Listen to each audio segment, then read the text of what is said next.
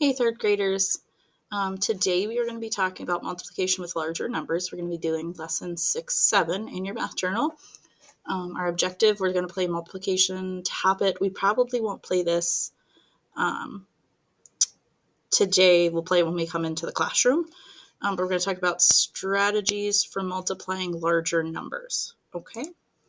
So we're going to quick do an equal share problem.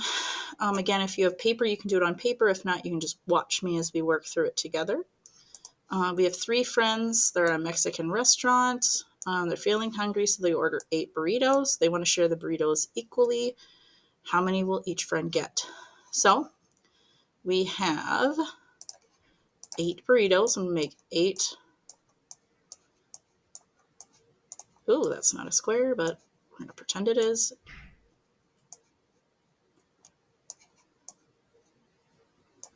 There's 8, but 3 friends want the burritos.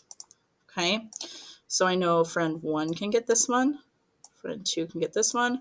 Friend 3 can get that one. Then we start over 1. Friend 2, friend 3. But then we have these 2 left over. I'm going to break each one of these up into 8 pieces. Okay, if I break it up into 8 pieces, I'm sorry, not 8 pieces, I did it again. We don't need to break those up into 8 pieces because only 3 people want to share it. So instead, we should break these up into 3 pieces.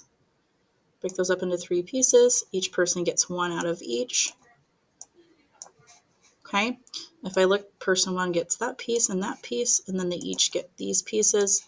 So to me, it would be 2 2/3 of a burrito. If this is confusing, that's okay. Remember, these are problems we're going to continue to work on. They're those fractions of a group. So we'll continue to just extend those fraction skills that we've been working on. So that's okay. Let's keep moving forward. All right, this we're talking about perimeter. So we know the perimeter is 16, and again, this is just our review slides to get our brain warmed up. We know that the answer is 16. The perimeter is 16. We know this side is 5. We don't know what this side is. We know this is 2, 1, 3, and 2. How do we solve this? So we don't know what the perimeter is. Or I'm sorry, we know the perimeter is 16, but we don't know what this side is over here. I'm thinking, since we know this is 16, we could add all the sides up that we do know and then subtract it from our 16. Let's try it. So we have 5. I know a 2 and a 3 together is a 5, so let's do 5 plus 5 is 10, plus a 1 is 11, plus 2 is 12. So 16 minus 12 should be 4. And then to check it, we could go and look through all of the sides and add them all up again, and we would get 16 as our answer. So very good. All right, so we're going to compare the multiplication facts and which fact in each pair has a greater product. So sometimes we get this mixed up. So this is a pair, this is a pair, and this is a pair. Your job is to decide which one is larger. I'm going to give you a couple minutes to think about this one.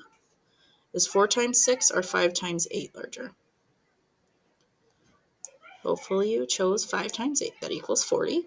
Okay, let's look at the next one. 3 times 7 or 3 times 4.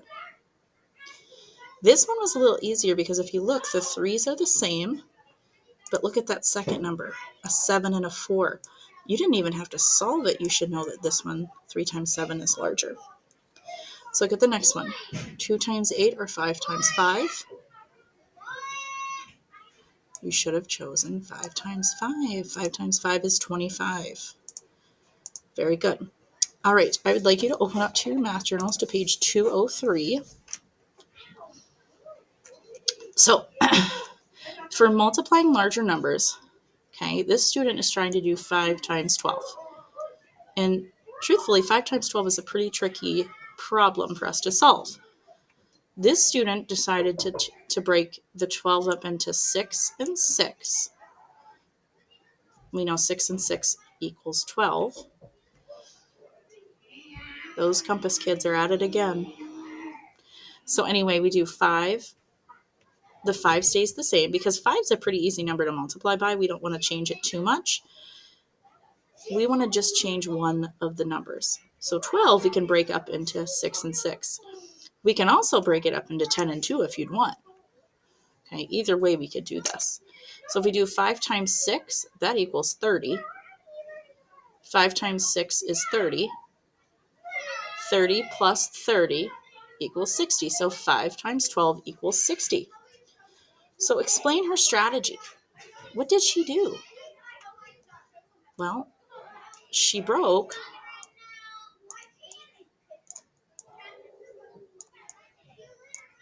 one factor up. And you're going to rate a lot better than me.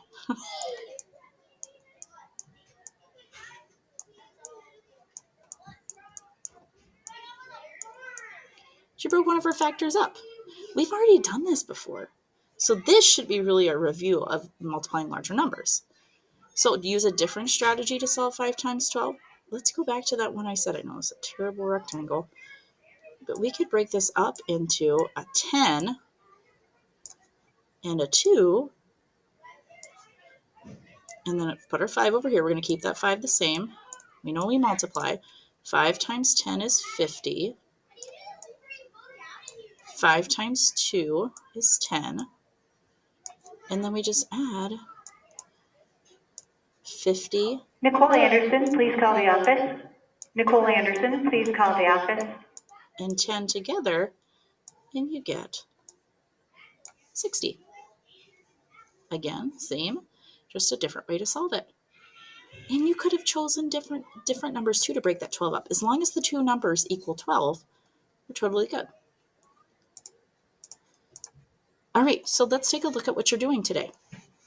You're going to go ahead and do page 204. I do want to make very clear we are skipping 205. We are not doing 205 at all today.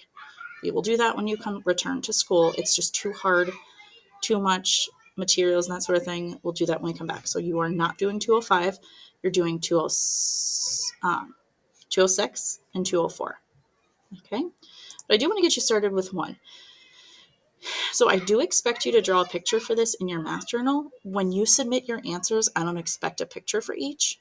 But when I check when you come back, there better be, we need to have boxes or a picture of some sort. So when I see picture, just draw a little rectangle. Okay.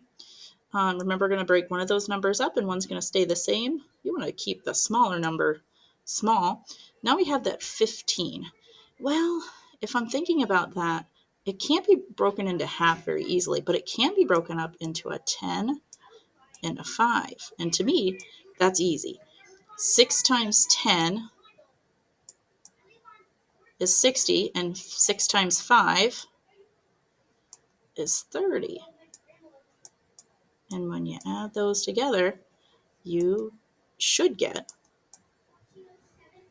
90. That's the answer. So you're going to again draw your rectangle, break it up, draw your rectangle. You want to keep drawing your rectangles because that's just going to help us to do these a little bit more successfully. Okay, so when you get to your activity on Seesaw, it's simply going to be just this page and this page. And all you have to do is type in your answers. So do it in your math journal first. And then all you have to do is just type in your answers. And then you're good to go. Again, I don't expect you to draw these pictures in Seesaw. If you want, you can. But you don't have to. I will check that when you come back. I just want the answer in Seesaw. So it's a little bit easier. Okay? All right. If you have any questions, please make sure that you join the Google link and I will help you.